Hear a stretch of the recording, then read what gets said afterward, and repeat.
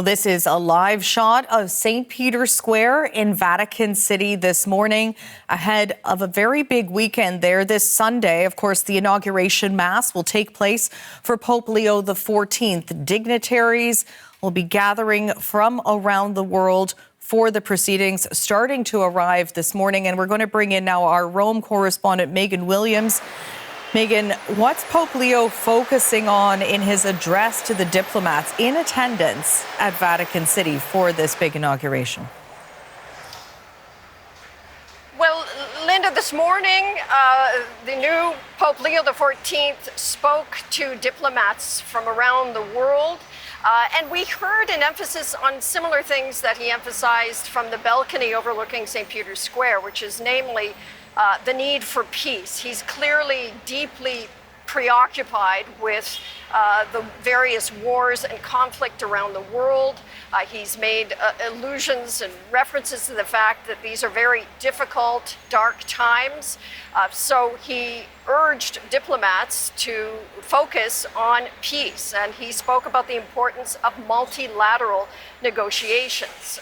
This, as we know, is the first pope from the United States. He's very, kind of speaks in a very plain way about world issues. We saw this with his talk earlier this week to journalists. He spoke out for freedom of the press. He spoke out calling for the release for journalists who are imprisoned. In today's speech to diplomats, he also spoke again about his concern about artificial intelligence. He seems to have a fairly strong grasp of the dangers of that.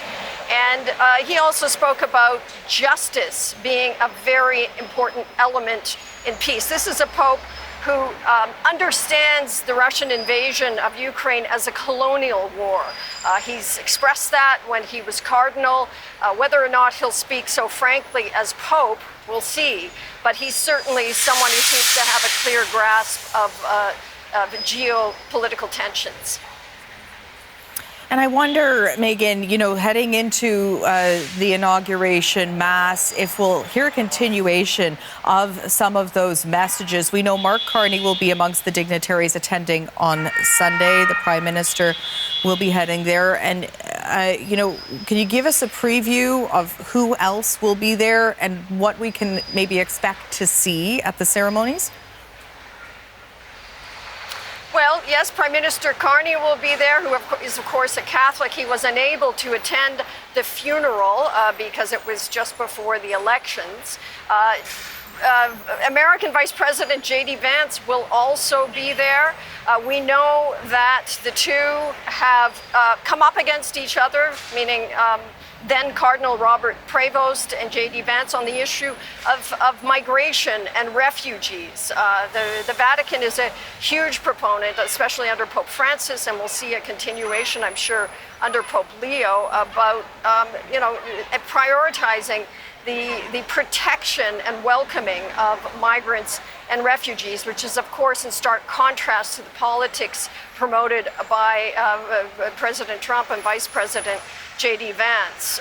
What's interesting about the inaugural Mass on Sunday is that it once was a coronation. It was once, literally recognizing a monarch, the head of the Catholic Church. It's changed a lot over the years. Here's church historian Masimo Fajoli saying what it's sort of become now over recent years. The religious dimension of the papacy has prevailed in these last few decades over the temporal, the political aspect, okay?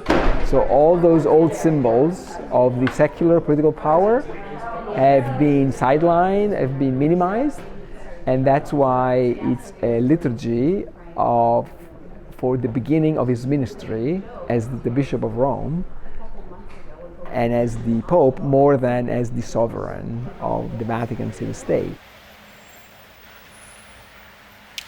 Now, Pope Francis was very clear in saying that he was mostly the Bishop of Rome. He didn't like all sort of the the trappings of monarchs. And I suspect Pope Leo will be the same, and will, of course, be following in coming days and weeks to see just how he is carving out his own identity. And I know we'll be speaking again over the weekend as the ceremonies officially get underway. Thanks very much for this, Megan.